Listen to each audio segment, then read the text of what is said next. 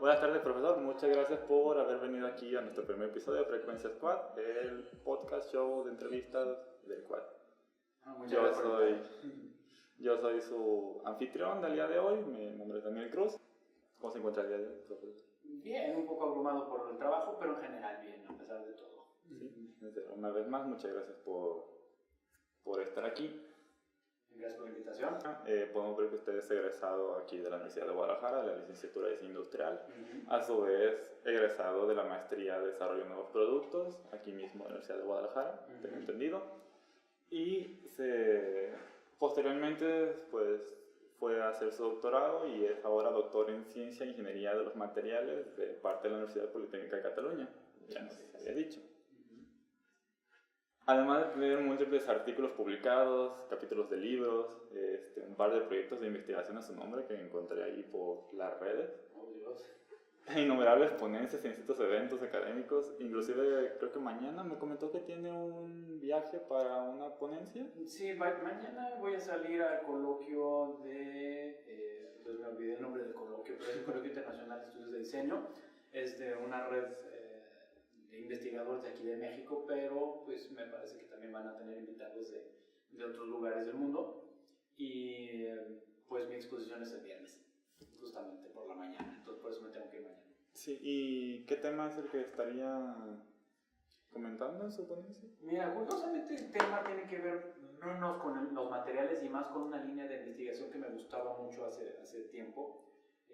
Tiene que ver con los aspectos históricos del diseño industrial y aparentemente pues todo parece que está escrito y tú dices pues aquí hay algo que no está del todo bien descrito y ahí vamos. Entonces vamos a hablar un poco de eso. ¿Datos que se perdieron de la historia o...? Pues mira, más que datos perdidos es como personajes a los cuales no se les toma en cuenta, ¿no? Yo creo que, no sé qué tanto te acuerdas de la clase de historia del diseño industrial, casi todos los datos están marcados hacia el diseño originario de Europa. Principalmente, ya sabes, es el gran protagonista del diseño que es la Bauhaus, que este año cumple 100 años, pero en los Estados Unidos, por nuestra relación tan poco fraterna o poco, pues qué se dirá, de no muy buena vecindad que tenemos en términos políticos e históricos, se le ve siempre como un diseño superfluo, banal, ¿qué más? Engañoso, etc. Es decir, ¿por qué? Porque lo dicen los alemanes. O sea, es principalmente eso. Y curiosamente lo que quiero rescatar aquí es que en los Estados Unidos no necesariamente es todo eso. Okay. ¿No? Y pues a ver cómo me va, porque eso puede significar también que me quemen en leña verde. Sí, suena bastante interesante, un poquito polémico dentro de... O sea, no polémico, sino como esos temas que nadie se dice porque ya ve que en muchos lugares la Bauhaus es lo más sagrado del mundo, así como está escrito en los libros. Sí. Y recuerdo que nos comentaba usted en su clase que hay varias personas que estuvieron ahí que realmente no se toman en cuenta, a pesar de que después sus diseños sí... O sea, la gente dice, oh, de estos diseños de la Bauhaus, pero el autor realmente no importa. Recuerdo una mujer, de hecho. Bueno, sí, las mujeres en la Bauhaus son todo un tema, ¿no? El caso, ya me acordé, se trata de Marianne Brandt, que es la más sonada, porque Marianne fue de las pocas alumnas que entró al taller de metalistería. Y Marianne Brandt hizo prácticamente los trabajos más icónicos del taller de metalistería de la Bauhaus, ¿no? Entonces, cuando uno ve los ceniceros, los juegos de té, todas estas cosas que están hechas de metal, de latón principalmente, tú dices, oye, está padrísimo, muy bien, sí, los hizo una mujer, ¿cómo ves? Cuando en su momento no se les permitía trabajar en el taller de metalistería. Okay. Entonces, ese fue el tema, digamos, el caso, más llamativo de la Bauhaus, aunque hay otros trabajos también de otras chicas que tampoco son tan visibles como ella.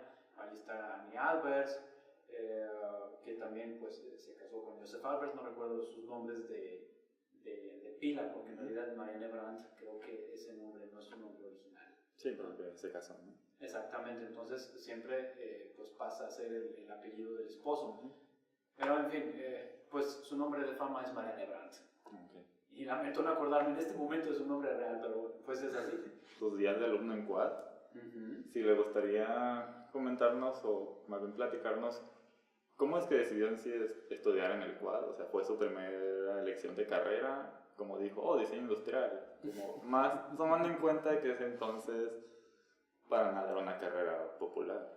O sea, creo que todo era como la facultad de arquitectura y la fama que tenía dentro de Guadalajara.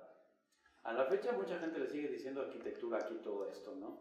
Pero yo no sabía que la Universidad de Guadalajara en aquellos años tenía una facultad de diseño. A mí siempre me llamaron la atención las cuestiones que tienen que ver con el arte. Por otro lado, también me gustaban las cuestiones que tienen que ver con cuestiones de psicología y eso, pero tampoco valoré estar realmente metido ahí, ¿no? Al principio dije, sí, me entusiasmó, pero dije, no, es que esto no es lo que me gusta, a mí me interesa hacer cosas, ¿no? Y barajé durante un tiempo entrar precisamente a estudiar arquitectura, pero me di cuenta que había también diseño industrial. Dije, oye, esto no está tan mal. Mi primer referencia al diseño industrial es el diseño español y el diseño italiano. Eso porque ahí en la casa mi papá nos había comprado una enciclopedia de historia del arte, es muy famosa la enciclopedia Salvat, sin hacer comercial, claro. Y pues claro, la colección era bastante amplia y cuando llegabas al siglo XX veías todo esto, las grandes obras de los arquitectos famosos, y luego había la última parte que es el diseño industrial. Y dije, esto está interesante, ¿cómo que diseño industrial? Y es ahí donde me di cuenta que se podía trabajar con cierto componente estético, en los productos, y dije, oye, pues esto no está tan mal. Entonces mi primer contacto fue con lo que estaba en esa enciclopedia. Okay. Y me llamó mucho la atención el diseño español y el diseño italiano.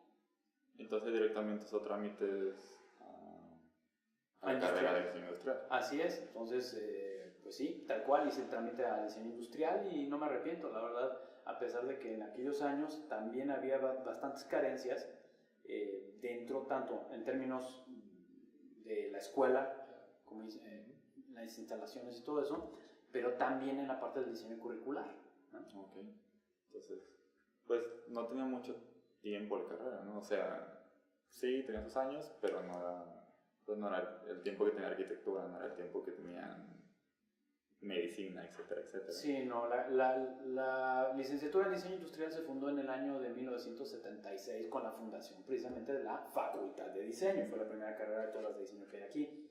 Y yo ingresé 10 años después, en el 86. Sí, entonces probablemente estaba casi en pañales la carrera. Prácticamente, ya era el segundo plan de estudios de diseño industrial que había. Una vez dentro ya de lo que es la licenciatura, ¿me podría contar cómo fue pues, más su experiencia así de alumno? Algo que le haya gustado mucho, algo que totalmente no le haya gustado para nada. ¿Tuvo dudas en algún momento de que fuese la carrera indicada para usted?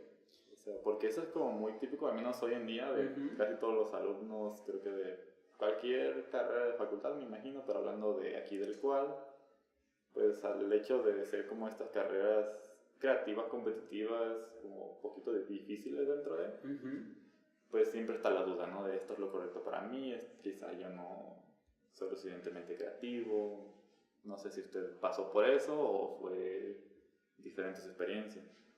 Bien, a mí me pasó algo muy curioso. Sí tuve dudas, sobre todo más bien por el tema del plano laboral, porque conforme yo iba avanzando en los cursos hasta concluir la carrera, había pues estas dudas de más bien ¿y dónde voy a trabajar o dónde aplico esto? ¿No? Hace unos minutos comenté que había ciertas lagunas o ciertas cuestiones del plan de estudios que no me acababan de convencer. Y pues bueno, vamos a empezar. Las que me gustaban mucho tenían que ver con este tema de los fundamentos del diseño, la creatividad, que irónicamente fueron mis peores notas. Sí, fueron así como que, bueno, y esto no lo asimilé bien, pero me gustó un montón. O sea, esa es la otra cosa. No fueron mis mejores notas las de fundamentos de diseño. Y dije, ok, ¿y esto de dónde viene? ¿O por qué se habla de esta manera? Y, bueno, no importa, pero haces el trabajo, ¿no? Y dices, para el siguiente lo hago mejor. Y al siguiente semestre mejoré un poco, pero en otras cosas vuelves a lo mismo. ¿Y aquí dónde aplico esto? ¿No? Y así fue una constante. Después, las otras materias que me gustaban un montón y que sí, ahí sí me fue bastante bien, eran las que tenían que ver con las cuestiones de carácter histórico. Pero en aquel entonces no había la materia o algo donde se viera la historia del diseño industrial. ¿Era del arte arte o Era arquitectura? era historia del arte e historia de las artesanías mexicanas. Okay. Entonces, estaba muy interesante porque veías, digamos, la parte original de la creación de los objetos y de los entornos desde la perspectiva histórica y de la cultura. Pero nunca se tocó el tema de la historia del diseño industrial. Entonces, ahí nos quedó una super lagunota, y eso fue ya por el mismo diseño del plan de estudios que había. Daban por sentado que todo el mundo nos iban a hablar de los temas históricos del diseño y sus grandes hitos, ¿no? Lo cual no fue así. Y de ahí viene entonces mi curiosidad por el tema de la historia del diseño industrial. Entonces, desde entonces nació como ese amor que le tiene a la historia en sí, y ver realmente qué pasó, qué no pasó. Exactamente, ¿no? La maestra que daba la clase de historia del arte y la de historia de las artesanías, la maestra Ivette Ortiz Minique, fantástica profesora, yo creo que fue la que más me marcó, precisamente por el tema del dominio de la materia como tal, el entender cómo la historia está abordada por distintos momentos y se teje dentro de, digamos, la parte de la tecnología asociada al desarrollo social, asociada a cuestiones económicas. O sea, es bastante amplio eso. No soy historiador, pero me gustó mucho cómo lo abordaba la profesora y dije, la verdad, me quedé pues ahora sí que enamorado de la materia. Y dije, tengo que meterme por ahí también. Al menos esa fue mi inquietud, que me surgió de ahí porque vi que ese era un gran vacío, ¿no? En aquellos años había una materia que se llamaba epistemología para el diseño, que pues aquí no está presente. Lo más parecido, y digo lo más parecido, podría ser la materia de teoría, y aún así pues la epistemología va por otro lado, ¿no? Y fuera de ahí, pues nada más. Entonces pues eso es lo que sí me gustó mucho. Entonces, durante estos primeros años, ahora sí, de ya siendo usted parte del mundo del diseño industrial, fue cuando le nació esa espinilla de decir, algún día voy a ser profesor, o eso ya vamos a llegar después en la historia. Es una buena pregunta, porque en realidad a mí me interesaba mucho, precisamente en materias como epistemología, abordar estos temas, ¿no? Es decir, un poco de teoría, un poco de historia, y yo creo que ahí es donde dije, si se me da la oportunidad alguna vez de ingresar como docente aquí, podría empezar por ahí. Entonces sí fue de esos días, o desde que estás en la licenciatura. Sí, así es. Y es que aquí falta algo, faltaba eso. Entonces, dice que fueron sus peores notas las de fundamentos, clases de fundamentos. Sí. ¿Alguna vez reprobó alguna materia o algo por el estilo? O sea, llegó a un punto como que... No, extraordinarios no tuve. Bueno, tal vez creo que tuve uno, pero uno en toda mi historia académica. Pero repetir nunca. Decir, que bueno, me fue mal, ya está. Te tropezaste, levántate, sacúdete y vuelve a caminar, ¿no? Sí, es lo mejor que se puede hacer realmente. Sí, aunque a veces te cuesta trabajo, pero asimilar eso a veces dices, uff. Sí, pero a veces como que se aprecia más, ¿no? Una vez que se salió o sea, que logra lo superaron, ¿no? Así es, también te saca la espina. Comenta que le preocupaba el ámbito laboral a la hora de salir, cosa que sigue siendo como una constante hasta el día de hoy. Sí. Pero independientemente de eso, ¿usted empezó a laborar o ejercer algo mientras era estudiante de licenciatura? En algún ámbito, ya sea relacionado así con su carrera, ya sea algo por su cuenta o ya sea un empleo como tal o prácticas o... Ya, más o menos creo que yo estaba como en quinto o sexto semestre, no me acuerdo muy bien. Creo que fue quinto semestre, ya no me ayuda mucho la memoria. El asunto es, yo entré a trabajar en una fábrica donde hacían llaveros suajados con eva. Necesitaban primero un dibujante, vale, pues ahí vas, ¿no? Y después, como siempre, oye, ¿qué estás estudiando? ¿No? Diseño industrial. Oye, ¿puedes diseñar un llavero que se venda? O sea, una cosa así que te plantean así un poco tonta, ¿no? Y dices, bueno, pues que se venda, pues no sé, déjame ver. Te voy a proponer algo y a ver tú qué me dices. Y curiosamente, yo ya traía una idea muy simple de trabajar con una geometría del yin yang, porque era muy, muy vistoso, ¿no? Sí. Y lo convertí en llavero, y eso se convirtió en un producto bastante vendido por la empresa, irónicamente. Y de ahí me empezaron a encargar otras cosas también. Oye, esto está interesante, ¿qué tal si hacemos ahora algo que tenga este tipo de figura? Tenemos estos colores y fue un trabajo interesante porque era, a pesar de que era simplemente trabajar con perfiles bidimensionales, pues la tridimensionalidad del EVA y sus características, sus propiedades, lo hacían bastante atractivo. Okay. Y fue un trabajo muy bonito. Bueno, Entonces, me gustó mucho. Se puede decir que se metió un poquito a lo que es diseño gráfico en sus primeros días. Es que fíjate que no lo veo como diseño gráfico, porque en realidad, a pesar de que es bidimensional el trazo, tú trabajas más bien con un proceso de manufactura, que es el suajado, sí. ¿No? Entonces tú obtienes un material, lo colocas en una máquina y lo transformas en otra cosa que no era. Es decir, tú tienes prácticamente un laminado.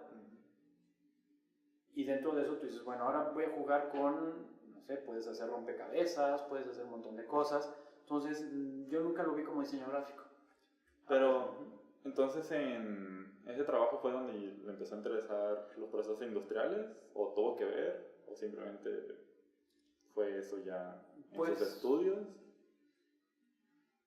Mi interés por los materiales todavía no había surgido ahí. Yo lo veía como que, se hace así, muy bien, bueno, pues hasta le pones, te agarras el material, lo pones ahí, se transforma y se convierte en otra cosa distinta.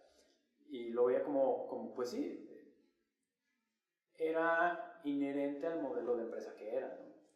Y también ahí conocí la serigrafía, porque también había que, en algunos casos, o la gran mayoría de los casos, era imprimirles publicidad de una empresa X, ¿no? Le hicimos también los llaveros publicitarios al Atlas, eso me acuerdo muy bien, era muy divertido también, ver suajado el escudito, ¿no? Y, mira, y luego del otro lado le ponías la impresión, era bastante curioso, ¿no? Creo que por ahí tengo alguno todavía. Y me parece que en aquella ocasión esa era la imagen que le trabajó, no me acuerdo si fue Felipe Covarrubias o alguien así, ¿no? Pero bueno, estamos hablando de 1987, 88 más o menos. Ya que alguien me corrija. Y pues los huecos que yo observé ahí en ese plan de estudios, en ese modelo, por la misma normativa que tiene la universidad, no es tan fácil manejarlos. Es decir, hacer modificaciones de programa, implementar programas cuesta mucho, ¿no? Y nosotros mismos también no vemos pues que, ok, sale, muy bien, tenemos estos contenidos que hay que impartir nuevos. ¿Quién tiene el perfil para impartirlos? Sí, es. Bueno, pues aquí mismo lo vemos ahora con el cambio de plan de estudio que está sufriendo la carrera de... Bueno, no está sufriendo, está pasando por este cambio de plan de estudios. Sí, así es. Y se ve que andan como un poquito preocupados de quién va a cubrir. Así es que no se trata de repartir materias a diestra y siniestra, sino realmente atender las necesidades que surgen en torno al asunto nuevo plan de estudios, ¿no? Y eso pasaba también antes, ¿no? Es decir, bueno, aquí tú vas a ver esta materia que habla sobre estos temas, pero no todo el mundo ni estaba capacitado igual que el otro, es decir, siempre vas a tener un profesor que es muy bueno en esa materia, pero al que le ponen de par en esa misma materia no necesariamente es igual de bueno. Pasa aquí en todas las organizaciones. Sí. Entonces, terminan sus estudios de licenciatura y ahora sí, sale al mundo real. Entonces, ¿qué pasa después? O sea, continúan su trabajo en la empresa que me comenta, inicia algún proyecto, considera saliendo entrar a una maestría. No, eso curiosamente todavía no estaba en el horizonte, lo de las maestrías. Yo me dediqué a trabajar, cuando egresé ya había renunciado a esta empresa donde estaba, porque quería terminar bien, ya concentrarme en acabar la licenciatura, pues como se debe. Pero estaba la espinita de la tesis. ¿No era obligatoria entonces la tesis dentro del programa de licenciatura? Completamente obligatoria. Okay. Es decir, no había otra alternativa, o haces tesis o también tesis. Okay. Entonces me dediqué a trabajar y me pasó exactamente lo mismo que a muchos de ustedes. Es decir, egresan, no terminan la tesis o no se titulan y se ponen a trabajar porque, pues claro, lo que te empieza a dar, digamos, como para tus chicles y después ya no nomás son tus chicles, empiezas a comprarte tus juguetes y al rato ya empiezas a ganar cierta autosuficiencia económica, ¿no? Entonces, hubo un momento en que no acababa la tesis y no la acababa y pues hablando con mi padre, pues acordamos en que yo dejaría de trabajar para enfocarme a acabar ese asunto temporalmente, me lo aguantaba vara, y pues ándale pues, pero tienes un tiempo determinado, ¿no? Y pues cumplimos en tiempo y forma, porque había dejado, yo egresé en el 90 y la tesis la terminé en el 93. Okay. Entonces siempre fueron 3 años, pero de estar trabajando. Y te engolosinas con el trabajo, es decir, vas viendo que dices, híjole, esto que aprendí en la escuela, esto funciona aquí, esto de plano ya no sirve y esto no sé ni dónde ponerlo. O sea, hay cosas que no te sirven. Sí. Pero claro, estás hablando de que en 1970 y pico se diseñó un plan de estudios que duró prácticamente los 20 años que este mismo ha durado y en 20 años van cambiando las cosas. Entonces, es imposible que un plan de estudios que dure 20 años realmente atienda las necesidades de un entorno que cambia mucho más rápido. Sí, sobre todo hablando de simplemente las tecnologías de transformación o las tecnologías de procesos o cómo diseñamos las cosas o inclusive pues nos afectan las tendencias, ¿no? O sea, hacia dónde va la sociedad, tanto social como pues mil y un temas. Así es. Sí, me imagino que... Entonces, termina en 1993, se gradúa se convierte ahora sí oficialmente licenciado en... Finalmente. Entonces ahora sí, termina, ya es licenciado, ¿qué sucede? O sea, inicia algún proyecto, inicia una empresa, entra a laborar. Pues mira, casi siempre los que en aquella época egresábamos, difícilmente pensábamos en poner empresas, más bien era al revés. Eran pocos los que se atrevían a poner una empresa. De hecho, ahorita tengo uno de mis compañeros de licenciatura, tiene su propia empresa desde entonces. Pero estamos hablando de que son pocos, ¿no? Sí. Y los demás pensábamos más bien en trabajar para una empresa o dentro de una empresa, otra institución, ¿no? Yo tuve la fortuna de trabajar, después de trabajar en esta fábrica, entré a trabajar en un despacho con un arquitecto y estaba desarrollando para él cuestiones de, no sé si decirle muebles, porque en realidad no se mueven, pero son muebles porque están instalados en una cocina, una barra, cosas de ese tipo. Y había proyectos que también se salían del ámbito doméstico, no nomás eran casas, sino también era trabajar para lugares como donde despachaban alimentos, o sea, no necesariamente un restaurante, pero sí tener, por ejemplo, esta vitrina, digamos, nosotros como una vez diseñamos una vitrina como de acero inoxidable, ¿no? Con su vidrio, su encimera y todo esto, donde se preparaban, ¿no? Y me acuerdo que en aquella época pues todavía no teníamos computadoras para dibujar, todo lo hacíamos a mano, con lápiz. Y teníamos esa hermosa tecnología que no sé si todavía la conozcan ahora, pero había faxes.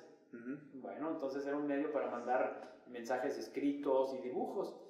Para ser aprobados y para aprobación y para revisión. Exactamente, ¿no? Y me acuerdo, era una cosa muy rara porque precisamente estando en este despacho de arquitectura, a otro arquitecto tenemos que mandarle unos dibujos. Entonces, pues yo trabajando en isométricos, hice rápidamente una esquemática precisamente de una de estas encimeras para un restaurante. Y a la vuelta de 2 o 3 faxes marca el arquitecto, oye, qué bien que estás haciendo esto en una computadora porque está muy bien, o sea, le gustó mucho. Dije, están hechos a mano. fue muy rápida la respuesta entonces yo creo que le sorprendió, ¿no? Y se hizo el proyecto, me parece, ya no me acuerdo muy bien qué pasó ahí, pero digamos que en el proceso fue mi primera, así como que, como un chispazo de, ¿se puede hacer dibujos así en la computadora? Oye, eso está interesante, pero pues yo no sabía manejar. Es más, yo no entré al cómputo sino hasta el año 92, 93, una cosa así, pero pues entré así como de rebote. Bueno, de hecho mi tesis la hice en PageMaker, pero no la hicimos, digamos, los dibujos todos los hicimos a mano y los hicimos en papel mantequilla con estilógrafos y trabajábamos con las regletas para rotular. Había distintas marcas, una era la marca Leroy, que de todo el mundo tomaba la idea de que eso era un Leroy, cuando en realidad se les llaman regletas, pero bueno, da igual, ¿no? La vida en sí misma, pues, tiene otros retos, tiene otra complejidad, no sabes que hay contratos, no sabes que hay clientes exigentes, y es así, ¿no? Ves que tu jefe puede perder los estribos y tú no puedes decirle nada porque es tu jefe, Sí. ¿no? Y es así.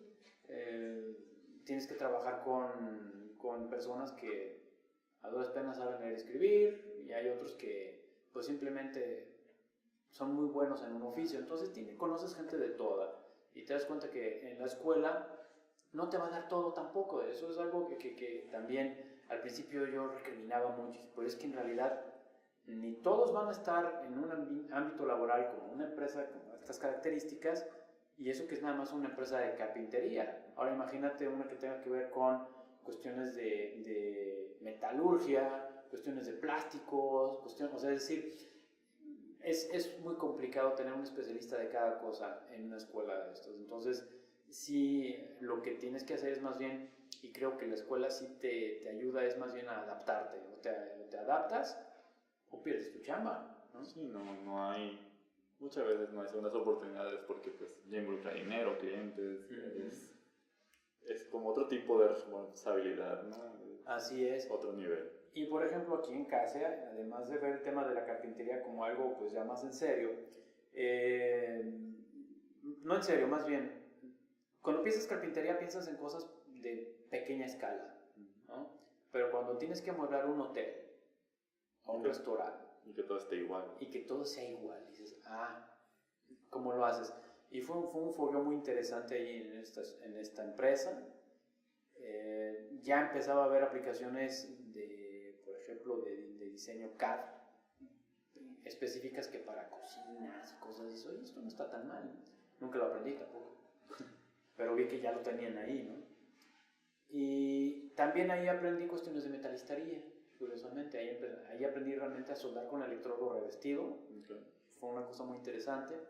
Y terminé haciendo prototipos de metal ahí para exhibidores y cosas de esas. Porque también, así como había que atender el mercado de la hotelería, oye, necesitamos un exhibidor para tal o cual empresa y está hecho de metal, el diseño ya te lo tiene listo Fernando, tu compañero.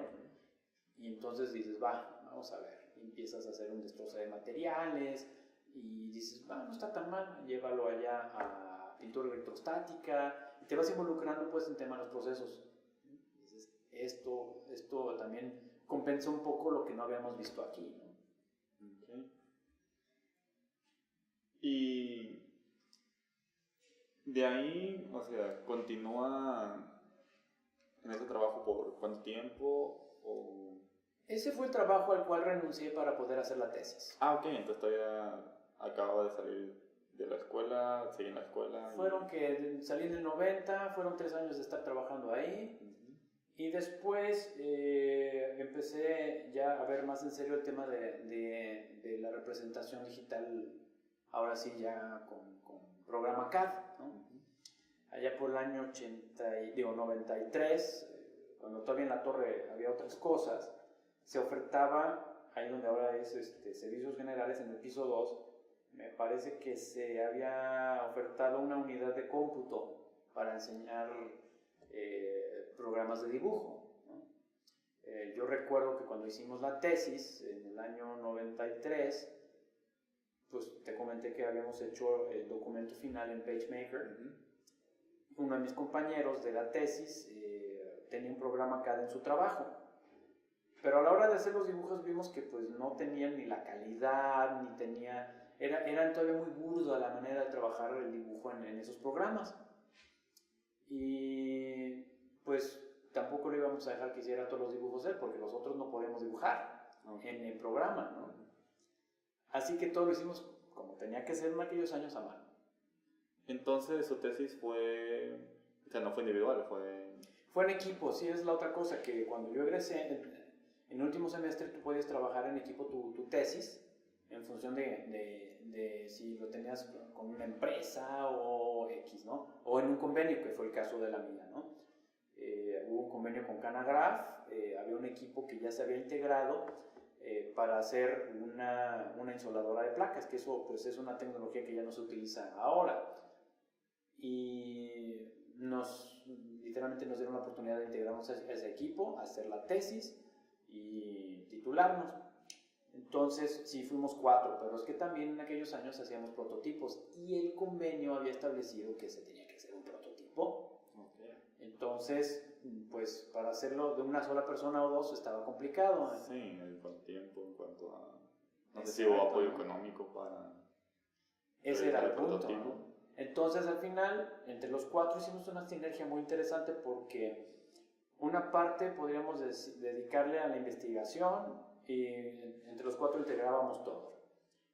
Cuando terminamos la fase, digamos, de investigación y vimos ya la etapa de lo que es el diseño propiamente dicho, pudimos derivar rápidamente en requerimientos de manera muy ágil porque incluso algunos de los compañeros ya trabajaban para ese sector, habían hecho trabajos así, entonces lo comprendían bastante bien. Y te vas dando cuenta que ya en aquellos años ya empezaban a trabajar con equipo de cómputo el tema de la preprensa pues, digital. ¿Y eso qué es? No te decimos, ¿no? Pero ya había una computadora donde veías un original que antes lo hacías pues, sobre papel, un original mecánico, con tus plastas en color negro o pantallas, ¿no? Y eso era lo que había, lo mandabas a Fotolito y era lo que había. Pero sacar eso directamente en una pantalla era así como que esto es nuevo, sí, es totalmente nuevo y tú no lo viste en la escuela porque tu escuela pues no tenía el recurso, vete a saber, ¿no? Entonces terminamos la tesis, retomando un poco el tema porque ya me desvié tantito. Sacamos entonces la parte gráfica, la representación y todo lo que tú quieras, digamos, de los esquemas en computadora, pero todos los dibujos, los planos y eso lo hicimos a mano, ¿no? Sí. Entonces ahora sí, después de que ya una vez licenciado, ¿qué sigue? ¿Qué sigue? Pues sigo trabajando y dices, bueno, me hace falta... ¿Ahí mismo donde se había salido o en otro lugar? No, bueno, lo que pasa es que había renunciado aquí, ciertamente, ¿no? Y hubo un periodo en que también me tardé en encontrar trabajo. Y en lo que encontraba el trabajo, me metí a un curso aquí de AutoCAD, pues que lo que había. Pues lo tomé y era AutoCAD versión 13. Okay. O sea, no te puedes imaginar dibujando con AutoCAD sin Windows. Sí, era M2. Era MS2, o sea, Microsoft Disk Operating System, eso significa MS2. Entonces, claro, tú veías la pantalla negra con un AC y un cursor parpadeando y tú dices, ¿y ahora qué hago? Entonces escribías AutoCAD.exe y ya te aparecía una interfaz, comillas, pero unas comillotas gráficas, porque era horrible. Entonces, sin Windows no era un entorno gráfico realmente. Y todo lo hacías por comando. Y claro, yo a la hora de estar así dije, madre mía, ¿y cómo voy a hacer, por ejemplo, no sé, si quiero hacer una superficie curva, ¿cómo le hago? Pues la única geometría que había en aquellos años eran las rectas, los radios y cosas así, ¿no? Las elipses, es decir, geometría muy regular, muy de Euclides, ¿no? Y tú dices, pues no veo cómo hacen otras cosas, ¿no? Yo no veo cómo se hacen las motos, las carrocerías de los coches, las carcasas de los electrodomésticos, ¿no? O simplemente una pantalla de una lámpara, ¿no? Entonces, no, pues no veo cómo, pero bueno, pues es lo que hay. Entonces terminé el curso y por ahí puse nervioso al profe. Después, al siguiente... Perdón que me interrumpa, ¿en qué sentido nervioso? O sea, ¿le hacía muchas preguntas? O... es que yo esperaba hacer cosas en 3 dimensiones. Entonces, sí, me imagino que es complicadillo para allá. En aquellos años era muy complicado y claro, le pregunté al profe, oiga, ¿y aquí nos vamos a hacer algo en 3 dimensiones? Y no así como que, bueno, espera, eso es para el siguiente curso, ¿no? Okay. Bueno, está bien, de acuerdo, y tú te la crees, ¿no? Y al siguiente curso, es AutoCAD, perfecto, en Windows. Qué bien, ya hay un interno gráfico, qué padre, qué buena onda. ¿Y cuándo vamos a ver el 3D? Y otra vez, espérame, es que hay que ver las actualizaciones, porque ahora ya puedes hacer esto otro, ¿no? Bueno, está bien. Era la tecnología con sus límites, ¿no? Sí, entonces estamos hablando de que hay todavía una brecha ahí muy grande que superar, de estar haciendo, digamos, dibujos de respirador en una pantalla cuando en realidad lo que tienes que hacer es el modelo, ¿no? Y un día un amigo me dice, oye, mira, aquí tengo este producto, este programa, mira, te lo voy a poner, está muy padre porque también hace renders. ¿Haces qué? Renders. ¿Y eso qué es? Ah, mira, te pone, hace un cilindrito, hace una cosa así, le pone una textura y dices, mira, aquí está, es como hacer la foto. ¿Cómo se llama esa cosa? 3D Studio. Okay. Y también corre en DOS. Híjole, bueno, pues está bien. Entonces ya empiezas a picarle y ves, pero esto, ok, también la geometría es muy básica, no tienes el control de las dimensiones de esto porque en realidad partes de trazos que son muy aleatorios, o sea, no hay precisión en esto. Pues claro, es que el 3D Studio no es para eso, pero era lo que teníamos enfrente, ¿no? Entonces, bueno, pues está bien, ya empecé a medio entender que se podían hacer cosas en 3D, ¿no? Okay. Entonces, ahí pues sigue creciendo, ¿no? Como que su curiosidad por el mundo digital.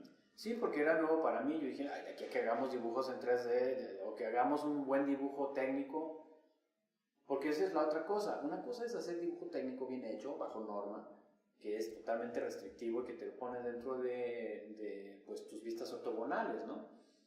Y volvemos a lo mismo, ¿cómo dibujas estas curvas? ¿Cómo haces esto, estas pequeñas ranuritas? Todas estas cosas, ¿cómo las haces? ¿Cómo las representas? ¿No? Sí. Pues es complicado. Y dije, no, pues de aquí a que hagas la botella o que hagas simplemente una copa, una jarra, un zapato, ¿no? Entonces esas cosas así como que no las veía dentro de la computadora todavía. Al menos no en ese horizonte, pues eran los años, principios de los 90. Y entré a trabajar entonces a FAMJAL. Es la Asociación de Fabricantes de Muebles de Jalisco. Ok, sí me ha sonado. Sí, ¿no? Te sonaba, claro. Ahorita ya FAMJAL está muy familiarizada con el diseño, pero Sí, me tocó picar piedra en otro pequeño, digamos como una ramificación que se llamaba CIDIM. Dentro de FAMJAL tenían su Centro de Investigación y Desarrollo de la Industria Mueblera. ¿Y ahí es donde entró usted? Y ahí es donde entré yo directamente al CIDIM, porque cuando yo también, esa es la otra cosa que se me pasó a decirte, es que un día, ¿te acuerdas que te había dicho que había una materia que se llamaba Epistemología para el Diseño? Ajá. Bueno, un día se me ocurrió a hablar con el doctor Orozco. Bueno, en aquel entonces no era doctor, el diseñador Mario Orozco, en paz descanse. Y le dije, oye Mario, porque en aquel entonces pues nos teníamos confianza, de hecho hasta el final nos tuvimos confianza, pero es raro que cuando nos veían aquí últimamente, ay, le habla así de tú. Oye Mario, me interesa dar esta materia de epistemología para el diseño porque considero que se puede trabajar desde esta perspectiva. Y lo que me dijo el doctor en su momento, bueno, el director, porque él era director de la facultad, me dice, Jaime, estás loco. Yo no sé, como tú eres, de todos los que conozco, me piden esa materia, todos quieren dibujo, etc. Y tú vienes y me pides eso, ¿no? Pero está bien, está bien. Pues lo tomó como una vacilada, ¿no? Ok, o sea, no lo tomó en serio. Al principio, así como que, qué loco estás, ¿no? Y dice, bueno, pues está bien. Pero mi intención era abordar todos los temas de las teorías, las historias, etcétera, ¿no? Y un día, mientras todavía trabajaba aquí en CASE, se me ocurrió decirle, oye, ¿qué onda? ¿Qué pasa con esto? Caído del cielo, porque yo quería ver lo de mi titulación. Y así tal cual como te lo digo, caído del cielo, así me lo dijo. Y yo así, ¿qué pasa, Mario? ¿Te acuerdas de esa materia que me dijiste que tú tenías ganas de abordarla? Sí, muy bien. Sacó del escritorio 2 listas, una lista para la mañana y una en la tarde, ya está, ya tienes grupos. Y yo así, ¿ya? ¿Tan pronto? O sea, ¿cómo? O sea, yo ni venía preparado para eso, mi asunto era ver el proceso de titulación que seguía, cómo retomaba la tesis y me cambiaba, o sea, había que hacer algo ahí, ¿no? Y necesitaba orientación. Entonces el director, perdón, es que pues muy sí, loco, sí. ¿no? Pero bueno, en aquel entonces el director me dio la oportunidad de dar esa clase y pues medirme, porque pues no tenía idea de por qué a mí se me había ocurrido ofrecer mis servicios exactamente en esos temas, ¿no? Porque todo el mundo quiere que fotografía, dibujo, o sea, las cosas que tienen que ver más con la representación y la gráfica propiamente, ¿no? ¿y por qué quiere hablar de esas cosas tan raras, no? Pero es que yo ya no quería hablar de la filosofía como la habían planteado originalmente en el plan, sino más bien renovarla en el sentido de ahora sí ver un poco de historia, un poco de teoría y refrescarlo. Y ahí empezó toda la parte, ahora sí, de mi carrera como docente. Un tanto como accidente y no, porque ya le había preguntado si se podía. Tenía entendido que antes de iniciar docencia aquí en la Universidad de Guadalajara, ¿no había iniciado antes en otra universidad, en otra escuela? No. ¿No? Siempre fue primero aquí y... Mis pinitos los hice aquí. Ok. Y que estaba ahí confundido con... Lo que pasa es que ya tiempo después, muchos años después, cuando me vi forzado a salir de la universidad por una cuestión también de que se integró la red universitaria ya en los años 90, muchos de los que éramos profesores de asignatura, pues le bailamos, comillas, así con esta frase tan coloquial, con las materias que teníamos para que los nuevos profesores de tiempo completo pudieran tener sus cargas completas. Okay. Entonces, a muchos de los que estábamos en licenciatura pues, si se puede decir, despojaron de eso en aras de beneficiar a los que habían logrado el tiempo completo. ¿Sí? Y me quedé fuera de la universidad un buen rato. Bueno, no fue un buen rato, fueron 2 años, porque fueron 2 años fuera, pero también eso se tradujo en la pérdida de mi antigüedad. Pero no me preocupó mucho eso, porque en realidad como realmente lo que me daba de comer era mi trabajo afuera de la universidad, en las empresas, ¿no? Entonces, para retomar, ya en paralelo daba clases aquí en la Facultad de Diseño, trabajaba en CASE y después, como te lo había comentado, me vi la necesidad de pues, renunciar a CASE para que entonces aquí hacer la tesis, terminarla bien, entonces ahora sí ya tener un nombramiento oficial como profesor de asignatura, porque esto fue prácticamente un bomberazo, se habían quedado sin profe. Okay. Esa es la otra cosa que se me pasó a decirte. El por qué de pronto me dice que caído del cielo es porque precisamente el profesor que estaba ahí había renunciado, entonces pues ¿a quién le doy esto? ¿No? Ya todos estaban con sus propias cargas, con sus propios compromisos y en esos horarios tan curiosos, pero como yo estaba aquí prácticamente abriendo la puerta, nomás me brincaba la barda y ya entraba, ¿no? Sí. Y fue por eso. Entonces fue así como que una de esas así jugadas muy curiosas que te da la vida, ¿no?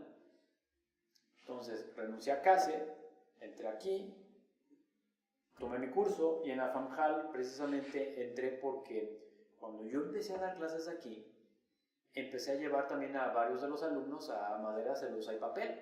O sea, para que vean realmente... que había investigación de por medio en torno a los materiales. En este caso, pues, se me hizo fácil.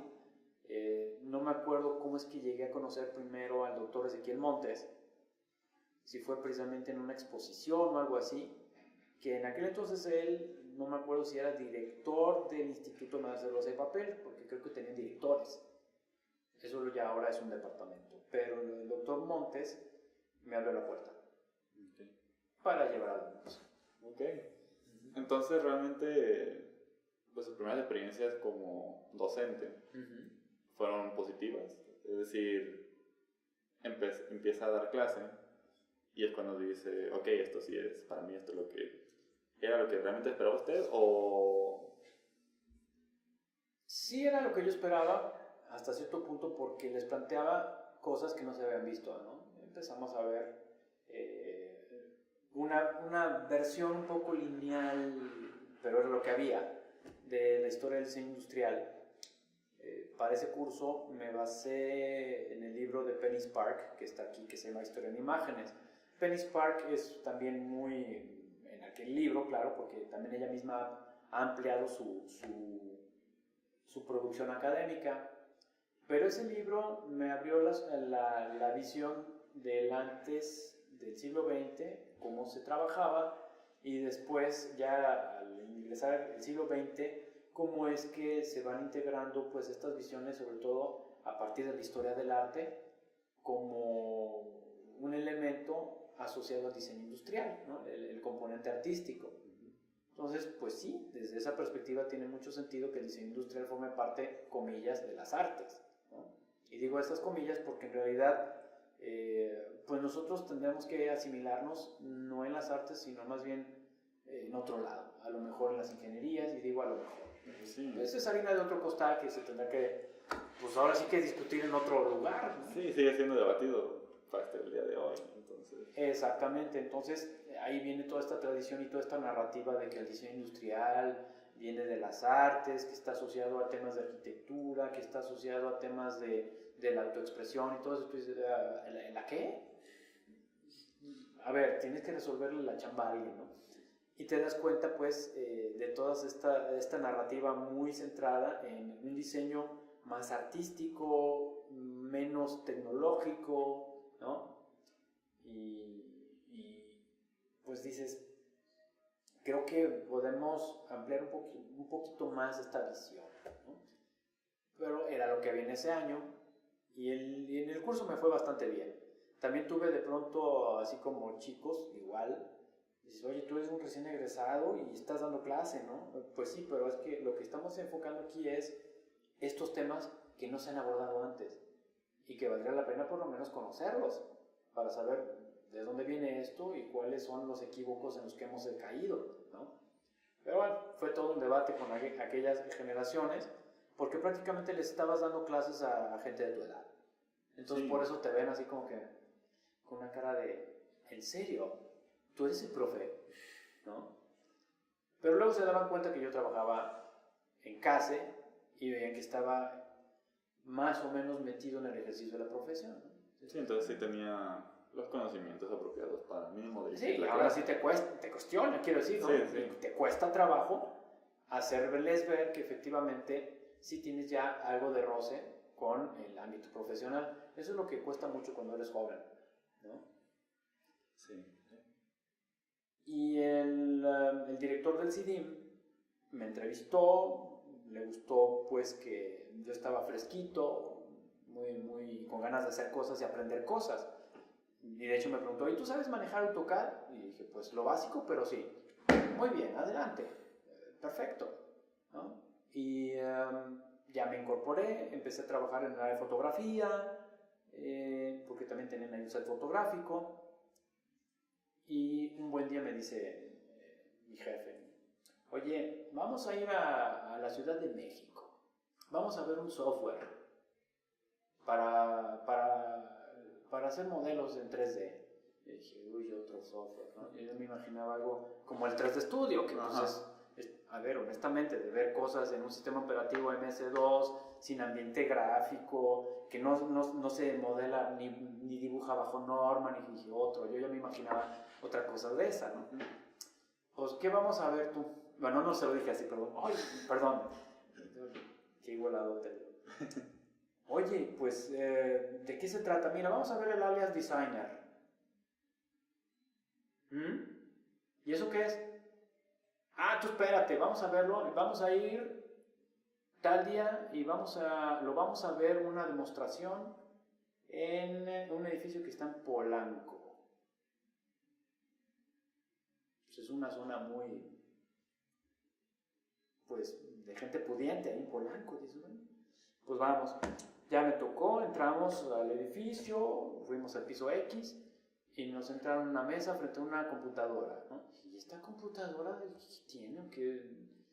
Pues para empezar no era de una marca que yo conociera, porque además no conocía de marcas de computadoras, a mí me daba lo mismo una que otra, ¿no? ¿Y esto qué es? Un equipo Silicon Graphics. ¡Qué padre! Muy bien, llega el demostrador, se pone frente a la computadora, agarra su mouse, etc. Y entonces escribe un comando. Dije, uff, comandos. Pero para eso la pantalla tenía, creo que, un campo para hacer un login. ¿Cómo que un login? No entendía tampoco que estaba en red. Ok. Y dije, carambas, ¿cómo está esto, no? O que tú, como usuario, entras y todos tus datos están protegidos, independientemente de que estés en red o no. Entonces, para mí eso fue así como que un golpe así de, despiértate, estás viendo otra tecnología.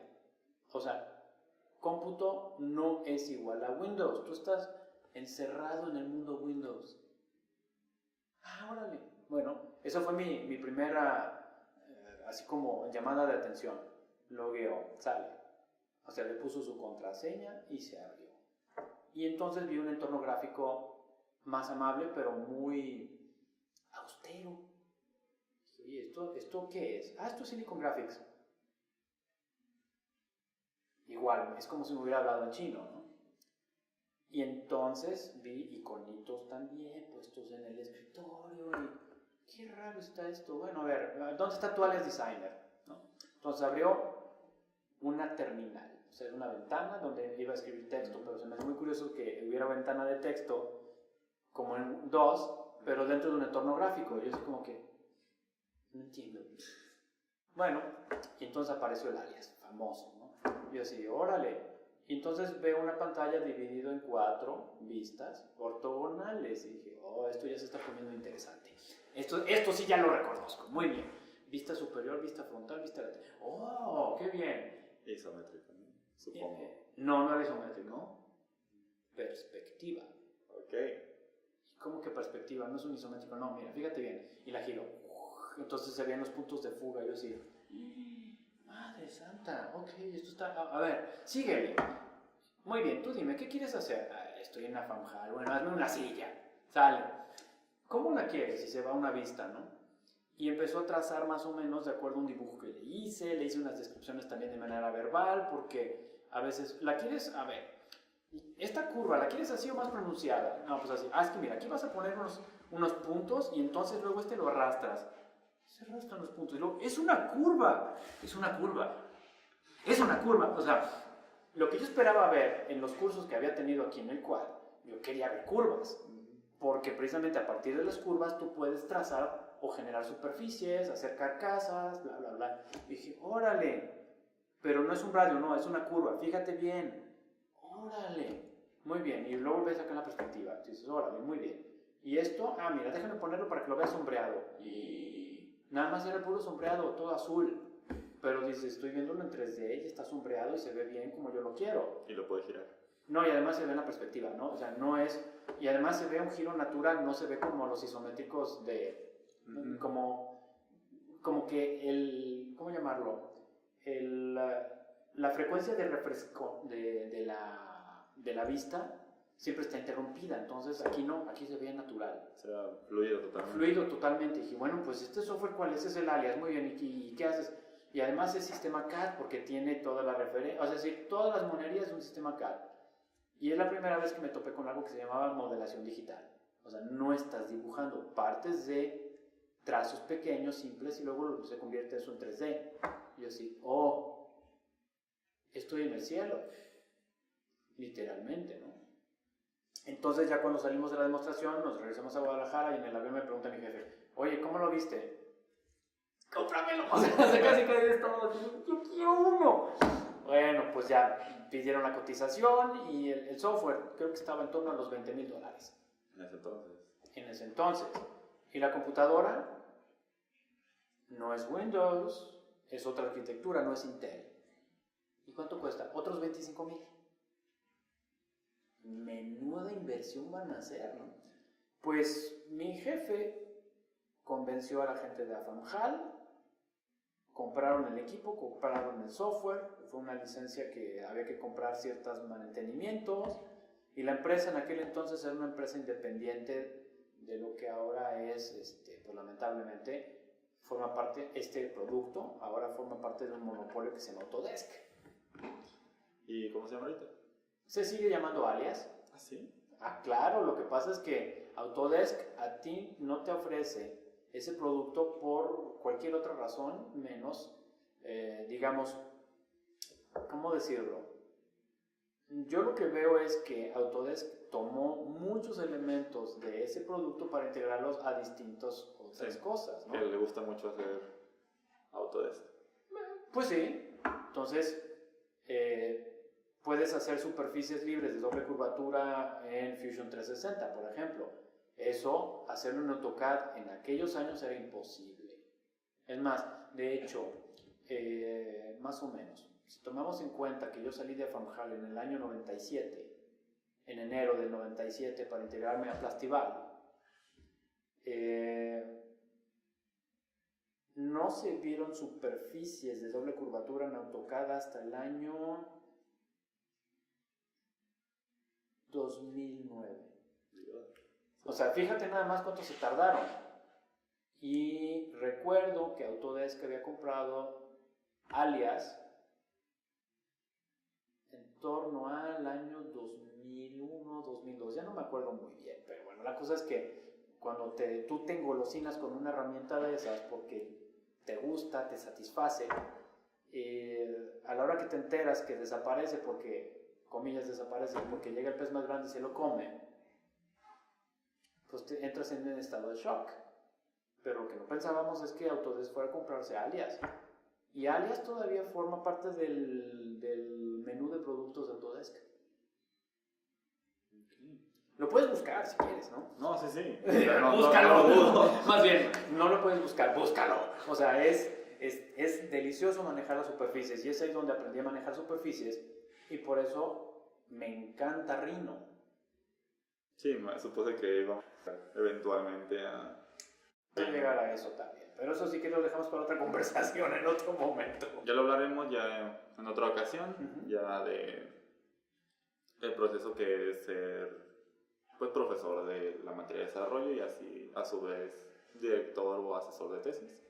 Es lo equivalente a un asesor, aunque oficialmente no eres director porque pues eso se hace ya que eres un egresado. Entonces ya hablaremos en otra ocasión, ya más a fondo de ese tema.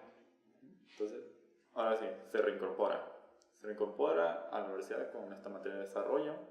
Así es. ¿Es entonces cuando se convierte en maestro o cuánto tiempo pasa? Fíjate que cuando en el año 2000 me reincorporo ya como profesor de asignatura, había valorado también en ingresar a la maestría. Entonces, yo ingresé también a la maestría en el año 2000, egresé en el año 2002, terminé mi tesis en el 2003. Entonces, fue un periodo muy corto donde pues mantuve trabajo en Plastival, trabajo como docente aquí por asignatura, una sola materia, y la maestría. Entonces fue bastante interesante ese periodo, muy intenso, 2 años muy padres. Y el regresar a los estudios me pareció bastante interesante. También tenías que plantear un proyecto. Y dices, pues, ¿qué hago? Al principio estaba buscando como el impacto del diseño industrial en Jalisco y cosas de esas, ¿no? Eso tema más de investigación, así sí. como académico. Es que fíjate que tú, bueno, que tocas ese tema. Porque las maestrías en aquellos años estaban pensadas para la formación precisamente de profesores, no como una cuestión especializante, ¿sí? Sino más bien era investigación, era formar profesores para la investigación, para la docencia, ¿no? Es decir, profesionalizarnos en este ámbito, porque muchos de los que estamos aquí no nos planteamos ser profes de verdad como carrera, ¿no? Sí. Si te fijaste, yo empecé también dando asignaturas, y así puntualmente era esta y esta, ¿no? O sea, fueron 2 cosas con las cuales yo entré aquí. Entonces, una, por la parte teórica, que fue cuando fui a la Facultad de Diseño, y luego mi reincorporación al QUAD, ahora sí ya como QUAD, con la de desarrollo de producto, pero era exactamente eso, nada más para ser muy puntual en esos 2 aspectos, ¿no? De hecho, ya se había fundado el QUAD cuando ocurrió mi salida, ¿no? Aclaro eso porque fue el tránsito de lo que era Facultad de Diseño a la red universitaria, y en ese momento pues fue este momento difuso en que muchos de los profesores perdimos nuestras únicas asignaturas que había, ¿no? Pues fue así. Ya me reincorporé, entré a la maestría y mi proyecto de la maestría, yo estaba, pues, ¿qué hago, no? Y al final terminé haciendo un estudio de egresados. Pero para poder también establecer de dónde vienen estos que egresaron de diseño industrial, fue la oportunidad para también retomar los temas históricos. la fundación de la Facultad de Diseño de la Universidad de Guadalajara también tiene lo suyo. Sí, porque, bueno, hubo mano de gente que estuvo en Bauhaus, a lo que tengo entendido. No. ¿No? Precisamente eso es una de las cosas con las cuales me he topado. Mucha gente cree que la Facultad de Diseño tiene que ver mucho con gente que viene de la Bauhaus, cuando en realidad no viene de ahí, viene con el modelo pedagógico del Pratt Institute, Okay. que es un modelo ajeno a la Bauhaus en cuanto a que nadie del Pratt estuvo ahí, sino que más bien parten de los mismos supuestos de la Bauhaus en cuestiones teóricas porque es la época, pero no porque venga de la Bauhaus, ¿sí? Entonces, el maestro fundador huésped de la Facultad de Diseño es egresado del Pratt de la época, casi de la época fundacional de esa escuela.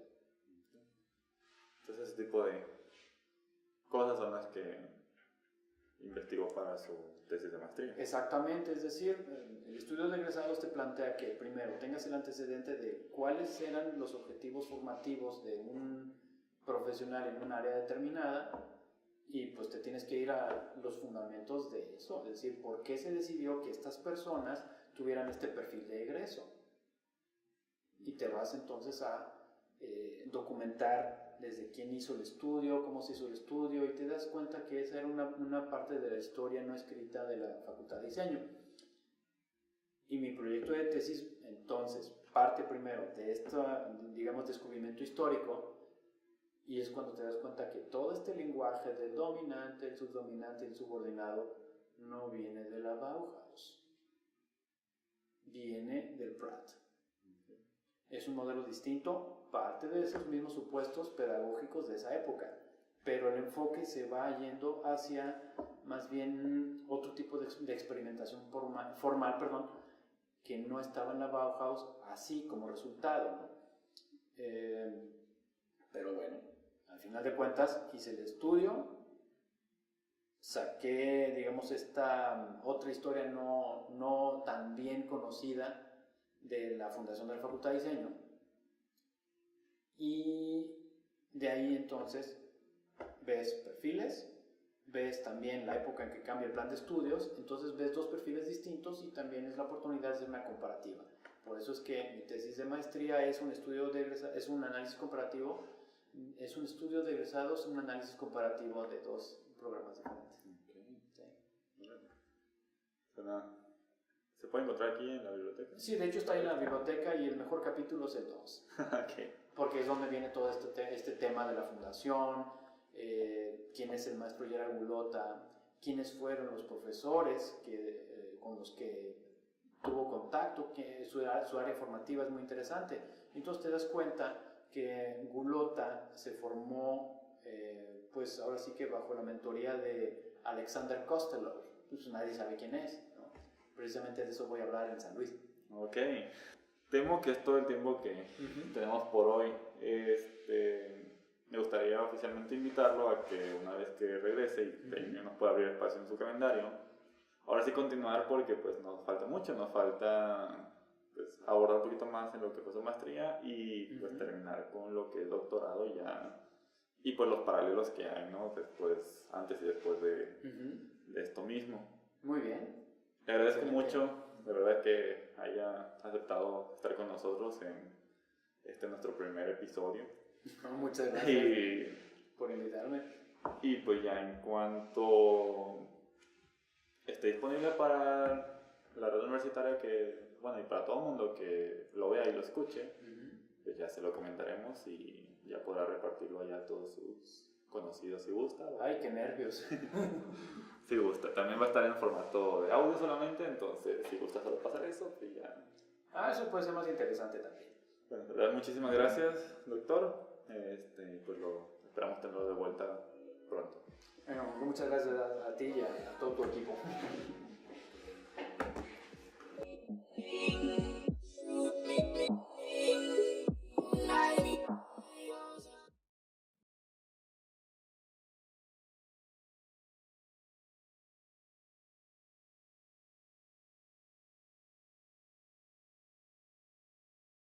Mm.